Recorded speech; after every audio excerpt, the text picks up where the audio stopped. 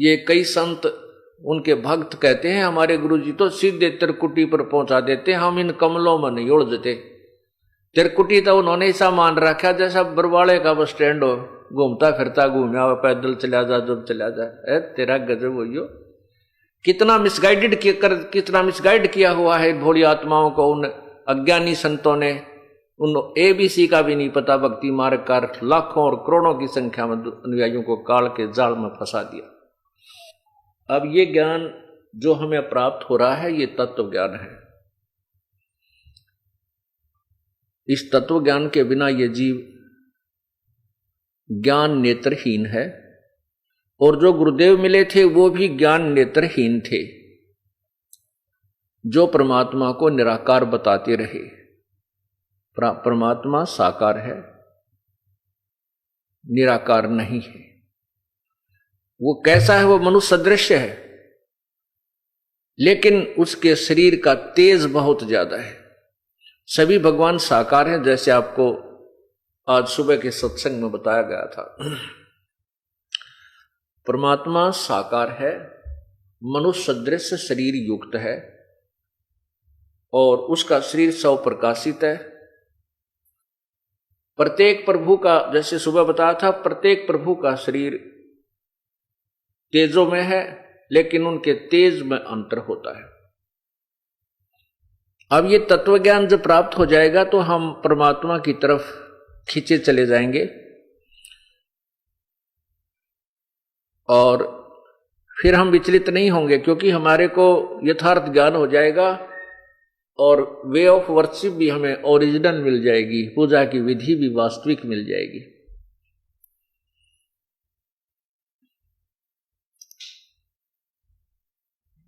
अब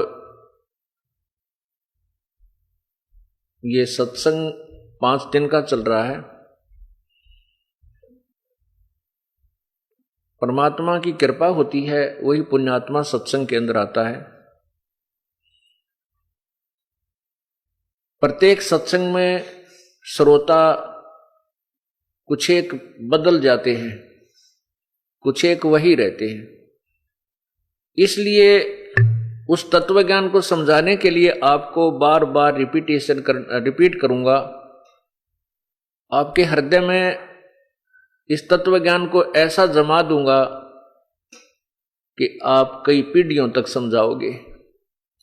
रिश्तेदार और मित्रों को भी बैठा कर समझाओगे, वो आपके मुंह की तरफ देखता रहेगा कि ये अनपढ़ सा आदमी बोल कहां से रहा इतने संस्कृत के श्लोकों को, इसने कैसे याद किए। याद कर लेना कोई बड़ी बात नहीं, लेकिन तत्व ज्ञान उनका यथार्थ अनुवाद करना ये बहुत बड़ा प्रश्न है।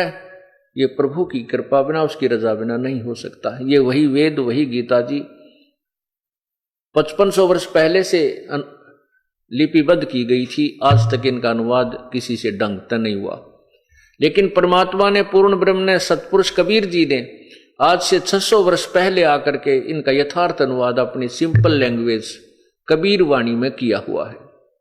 उस कबीर वाणी को इन संस्कृत के ज्ञाताओं ने रिजेक्ट कर दी कि वो तो अनपढ़ था, ऊट पटांग गाता था, वो क्या जाने भगवान के बारे में।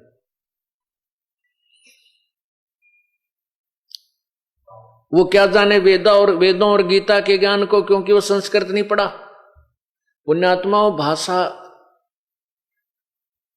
भाषा जो है ये अलग वस्तु है, और तत्व ज्ञान ये अलग वस्तु है। जो ज्ञान आपको प्राप्त है, जैसे आप कहीं जा रहे हो, रास्ते में आपने किसी से रास्ता पूछा, आपको किसी ने साधारण भाषा में बता दिया कि आप सीधे जाइयो, सीधे जाके ओले हाथ न मुड़ जाना, और आगे एक आपको नीम का पेड़ दिखेगा, फिर सोले हाथ न मुड़ जाना। राइट हैंड को अपनी देसी भाषा में, हरियाणा भाषा में 16 हाथ कहते हैं, और वहां पर ऐसे ऐसे वो व्यक्ति आपको मिल जाएगा। तो इसको चाहे संस्कृत में बोल लें, चाहे हम हिंदी में बोल लें, वो वार्तालाप समझ में आनी चाहिए। भाषा का इतना ही काम है कि अपने विचारों को दूसरे तक पहुंचा देना।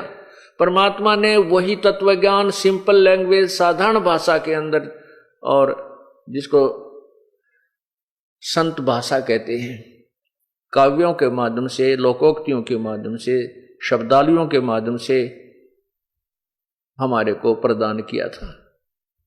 हमने उस समय, हमारे पूर्वजों ने उस समय उन नकली ऋषियों, महर्षियों और गुरुओं के ऊपर विश्वास इसलिए कर लिया कि वो संस्कृत भाषा जानते थे, और वही संस्कृत भाषा में लिखे हुए अपने सदग्रंथ जो के तो वही ज्ञान उस सिंपल लैंग्वेज यानी साधारण भाषा कबीर वाणी में आज भी विद्यमान है, जो 550 वर्ष पहले लिपिबद्ध की गई थी।